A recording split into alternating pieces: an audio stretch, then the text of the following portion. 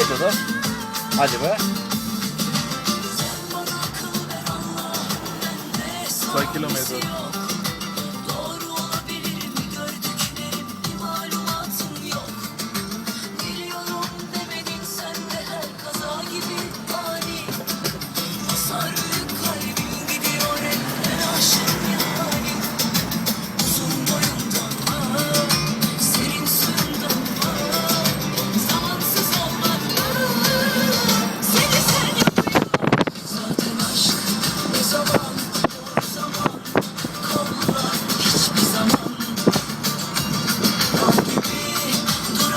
Kadar be.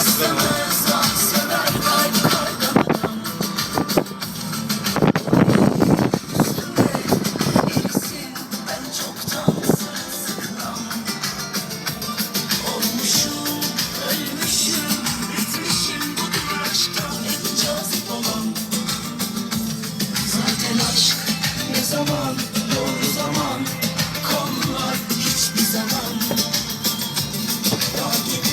O ne lan arkada? Ulan yıkılıyor lan. Yemeği mi koydum lan ben oradan? Bilirsin ben çoktan sıkılam. Olmuşum Yemek he. bitmişim budur aşktan en cazip olan. Tamam var Tarkan abi.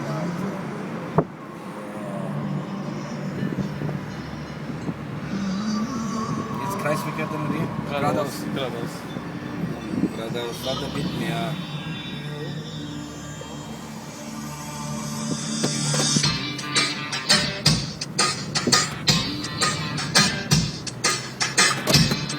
Lan bu ne lan?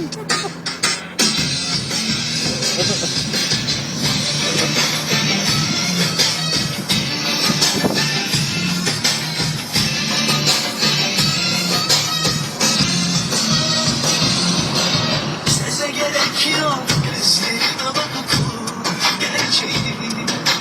Sen için sesini dinle kalbim sor beni. O fırsat Red Bull, Red Bull. kendini uzakta uzak. İçim dışım özüm sözüm bir anlamın açık yüzüm.